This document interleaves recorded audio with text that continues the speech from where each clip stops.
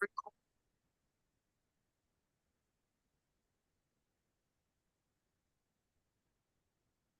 right. Welcome to the October National Equine Health Industry Stakeholder Call. Thanks for joining us today, and I'm going to hold all announcements until the end of the call, as our first presenter is kind enough to talk to us before she has to go into her class to lecture. So we'll get right into the agenda, and Dr. Toby Woodcock with Cornell is a associate professor with Cornell, and she's here to present to us today the equine respiratory disease field guidelines. So there you go.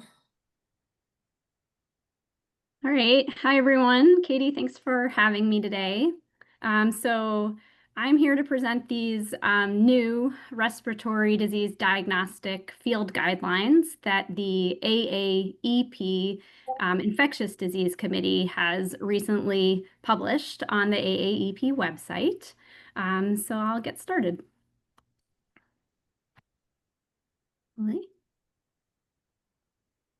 There we go.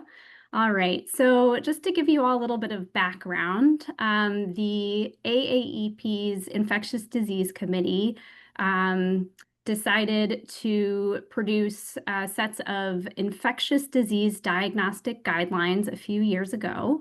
And these are intended to be step-by-step diagnostic guidelines, mainly for field practitioners who are heading out to a call and trying to quickly figure out what their differentials are, what sample types they should be considering collecting, how to handle those sample types, what containers to put them in, and specifically what diagnostic tests to request for the given differentials. And we have these on the AAEP website. They are open access. You do not have to be an AAEP member to access them. You can get to them in the resource library by going to their guidelines and resources tab. The goals of these diagnostic guidelines were, first of all, to be very accessible to field practitioners. We wanted them to be able to pull them up on a smartphone or a tablet if they were not in their office at a computer and view them that way. We wanted to make sure that they were concise and specific. So kind of the need to know information, to get through the call or to prepare for the call if they don't have time to, consult multiple sites. And we wanted this information to be kind of a consensus of, experts. And then we hoped that by producing these diagnostic guidelines, practitioners would more often or more likely reach a definitive diagnosis in these cases so that they could recommend targeted treatment, implement biosecurity protocols that were appropriate for whatever they've diagnosed, and then develop preventative, proactive management strategies to decrease the incidence of that infectious disease in the future on that premise. So we have now produced 3 sets of these field diagnostic guidelines. The first was the infectious neurologic disease guidelines a few years ago. Then infectious diarrhea came out last year. And then this most recent infectious respiratory disease guideline. And then coming soon will be an infectious abortion diagnostic guideline, maybe within a couple months. All of the guidelines are collaboratively authored by the AAEP Diagnostic Guidelines Subcommittee, and then they are reviewed and approved by the full AAEP Infectious Disease Committee and the Board of Directors of AAEP. So they go through multiple iterations of editing before they're published, and hopefully they are representing sort of the common mainstream diagnostic approach to these types of cases, regardless of what diagnostic lab you might be submitting to. and they are based on peer-reviewed literature. So each guideline has kind of three components, just to help you all kind of navigate them. They have a sort of text-heavy outline that is more detailed for getting into some of the nitty-gritty of things. And then within that outline, we have links to some other AAEP guidelines, such as biosecurity, and individual disease guidelines, just to name a couple. And then what we all, I think, on the subcommittee and the committee think as one of the best features of these guidelines is that they all are accompanied by a diagnostic flowchart, which was collaboratively produced with the Educational Support Services illustrator at Cornell to make a concise document with that need-to-know information that can be, you can kind of navigate to really help you zero in on what you need to do with the case. So once you've navigated away from the AAEP's resource library to the guideline, you then have to click on this View Resource orange tab to get into the guts of the information. And I'll start off with the flowchart. So again, we really love these flowcharts that we've produced. And at first glance, they might seem a little overwhelming, but they do easily pull up nicely on a smartphone or a tablet, and you can zoom in on the different boxes. So for the infectious respiratory guidelines here, of course, we start with clinical signs. What are you looking for in a respiratory case? And then you can navigate to the infectious and non-infectious differentials. And while the emphasis of all of these guidelines is not non-infectious differentials, we have created a box just to kind of jog the memory of the practitioner to make sure that they're considering these non-infectious etiologies of respiratory disease in horses. And then you drop down to, of course, the focus, which is the infectious differentials. In each set of guidelines, we've broken them down into bacterial, parasitic, viral. Of course, for respiratory disease, we have pneumonia.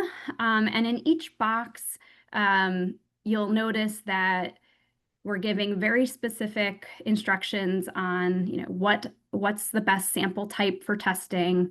Again, what is the right collection container to put it in for a given test and how it should be handled. And then there are a few other kind of helpful hints, such as, if there's a specific age predilection, we've mentioned that, or if there's something about the duration of time between the onset of clinical times and shedding of a pathogen. We've also mentioned that in case initial testing comes back, negative or not detected. So of course I mentioned we have pneumonia. In that box, we're reminding practitioners, tracheal wash is really the ideal sample type. Of course, postmortem would be lung. And, we want to make sure that we're using bacterial transport media, that we're thinking about our aerobes and our anaerobes, and we're using anaerobic transport media so we can grow those anaerobes at the lab. So it's important to stock that in practices. Other kind of common mistakes that we see is going to the lengths of collecting a tracheal wash sample, wanting to submit a cytology, but then not sending it in the appropriate tube. So the sample isn't nicely preserved, and the cells are nicely preserved by the time they get to the lab. So that would be a purple top tube, but if it comes in a red top, it's not as good for the clinical pathologist. So just reminding people of things of that nature. Don't forget about fungal pathogens in pneumonia.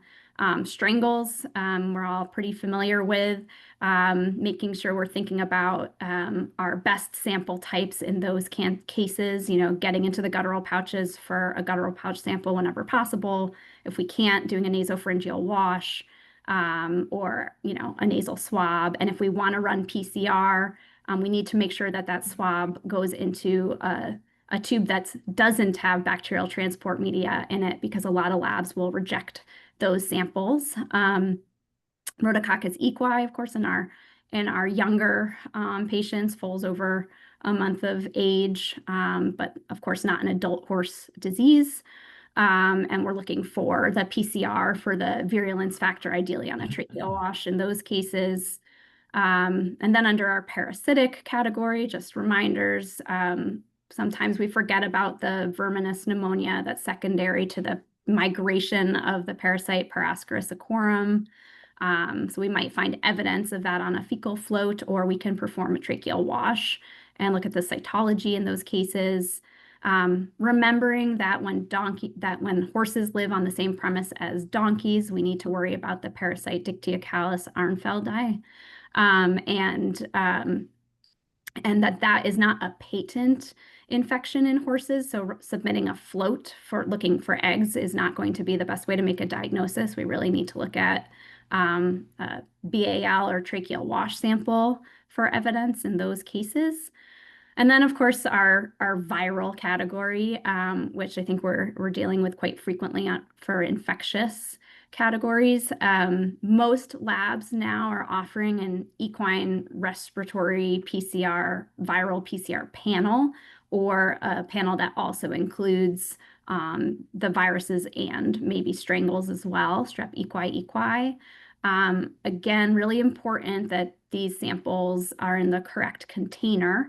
As I said, it's not uncommon for samples to get to the lab in bacterial transport media and where the clinician wants PCR and have that sample get rejected. So we really need these samples to come in some sort of non-additive tube. If it's a swab with a few drops of saline to keep it moist for PCR.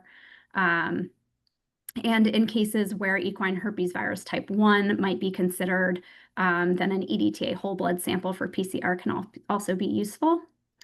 And then finally, some horses may present with symptoms similar to asthma, but we know that EHV5 is associated with equine multinodular pulmonary fibrosis.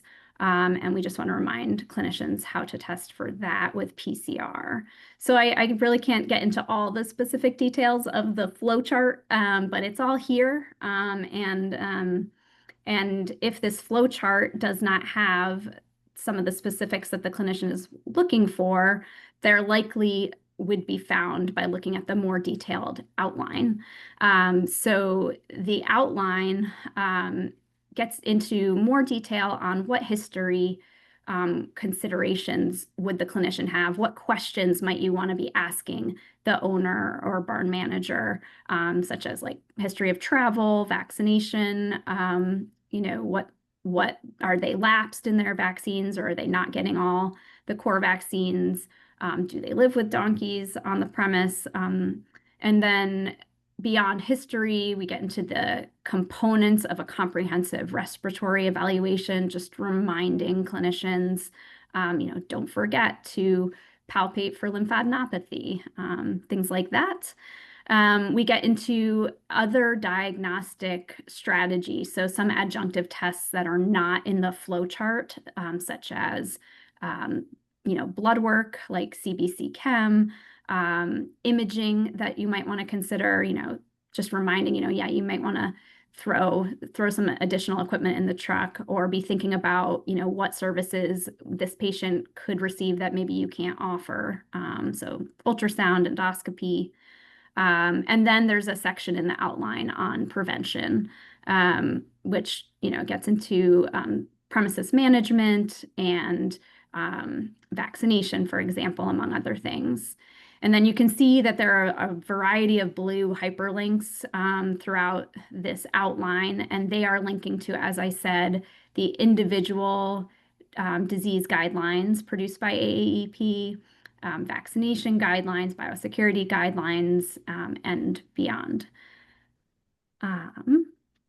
A few other key points in the guidelines are just reminding veterinarians that, anytime there are multiple febrile horses on the premise, regardless of what clinical signs, we should be thinking about biosecurity practices and potentially implementing quarantine, or even if there's just one horse with respiratory signs and a fever, it's still reason to start thinking about biosecurity and isolation of that horse.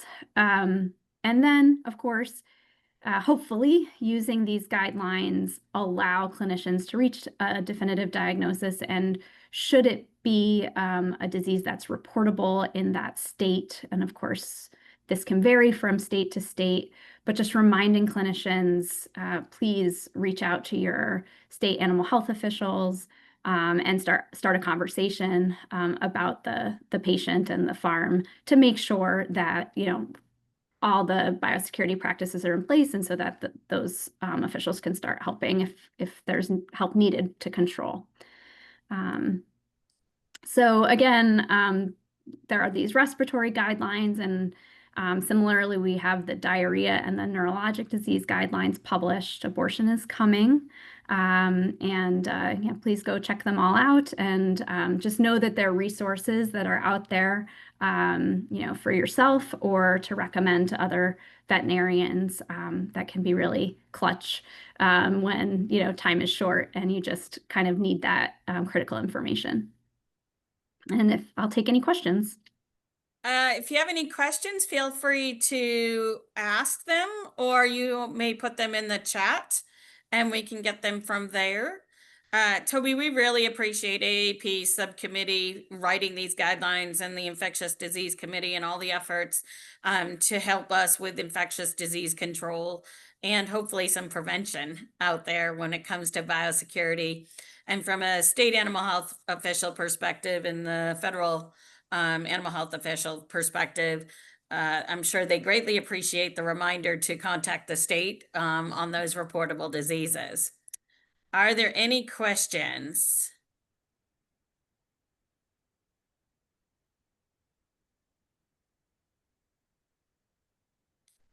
Okay, so far, Toby, I don't see any, but thank you for the resource and the information. And if you stop sharing your screen, I will share mine. And thank you for your time. And if you have any other questions, if folks have questions, please feel free to reach out to me, and I can pass them on to Toby and get those answers for you. Thanks, Katie. Thanks for your time. Okay, thanks everyone. Again, I just wanted to make sure that we got Dr. Penn Woodcock back to our classes. So just a couple of announcements. Just a reminder, our next call will be in November. However, we will not have a call in December due to the timing of the call and the AAP. So November 13th will be our last call for this year, and then we will resume calls in January. Couple other announcements. The USHA Committee on Equine meeting is November 3rd, 2025 in Denver. You can go to the USHA.org website for the annual meeting information, as well as the agendas for that meeting. The AAEP convention is also in December, and the Infectious Disease Committee meeting is on a unique day this year. It is on Sunday, December 7th at 11:30 a.m. More information on the AAEP annual convention, and the Infectious Disease Committee meeting times can be found on the AAEP convention webpage. I'm going to transition now into our next topic. It is a short agenda, which will give you guys time back on your daily schedule today, because we had a couple other speakers that, for various reasons, were not able to get on today's call. Unfortunately, with the USDA shutdown, I was not able to get a speaker for the screwworm update. So I am going to give you the screwworm update based on the information that's been provided to me and based on some of the released information recently. So since our last call, there has been another detection announced by USDA. On September 21st, USDA announced a detection located in Nuevo Leon, and it's located on a major highway on the way to Laredo, Texas, which is one of the most commercial thoroughfares in the world. It was in an 8-month-old cow that moved to a Nuevo feedlot from southern Mexico, where there were active cases. The reports are that there was inspection before the movement, and the animal was detected on arrival at the destination with screwworm. That is, USDA at the time has also reported there's 8,000 traps that are located across Texas, Arizona, and New Mexico, and there have been 13,000 screening samples that have been negative, or meaning no detection of screwworm. I will say that recently I became aware that, and I'm going to read this, the Secretary of Agriculture, Brooke Rollins, has made an announcement of a detection on October 6th that another New World screwworm incident was found 170 miles south of the US-Mexico border. Secretary Rollins posted the following on X. Today, I was alerted by the Mexican government that a new case of New World screwworm was detected in Mexico, 170 miles from our southern border. At this time, we believe this to be an isolated incident, and it's about 100 miles further south of the last detected case that I just previously mentioned. We will have boots on the ground within hours to independently verify the situation. Our top priority is protecting American livestock and food production. This is a top national security priority and under the president's leadership. USDA is fully executing our 5-point plan to keep New World screwworm out of the United States. As we did when the last New World screwworm case occurred in Mexico close to the US border, USDA staff will begin trapping, surveilling, and dropping sterile flies in this area in Mexico. Despite the democratic shutdown, the intrepid men and women at the USDA continue to work around the clock to protect our great nation. We will continue to update the public as the situation develops. I am unable to find any additional information on the USDA website or any additional information related to this case, but I felt it was important to give you this update, as this is another detection that is still not as close as the last one, but is one close to the United States border. As far as Mexico, I have got the following update from the Seneca dashboard, which this dashboard was previously put out in the USDA press release on the last case.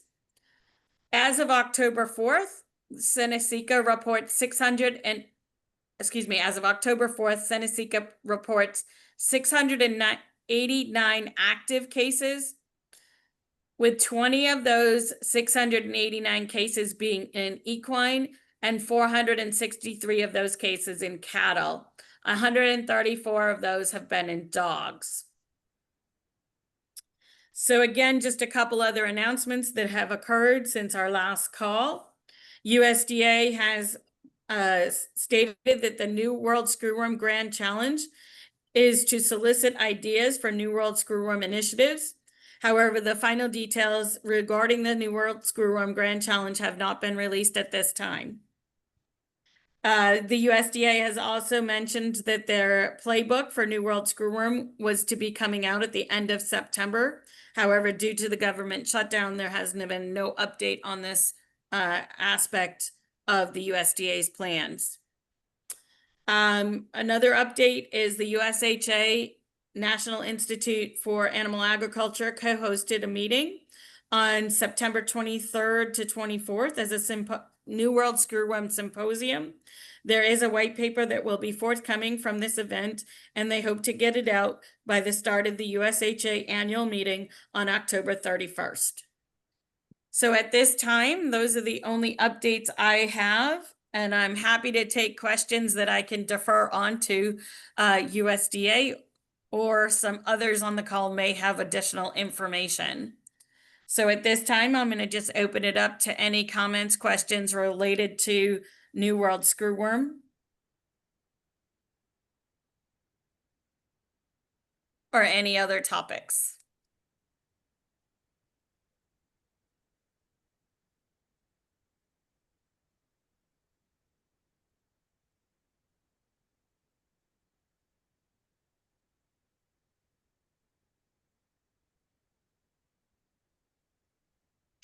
Okay, hearing none, I am going to give you back a half an hour in your day. I thank you for joining us, and we look forward to talking to you again in November. Have a great day, everyone. Thank you. Thank you, Katie.